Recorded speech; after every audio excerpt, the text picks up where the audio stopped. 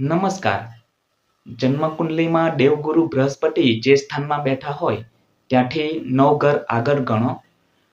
આ સ્થાનથી 9 ઘર આગળ ગણતા જે રાશિ આવે તેનો રાશિપતિ પણ ભાગ્ય સમાન કામ કરતો હોય છે. તમે આ ગ્રહને મજબૂત બનાવીને પણ તમારો ભાગ્યનો સાથ લઈ શકો છો, ભાગ્યને મજબૂત બનાવી શકો છો.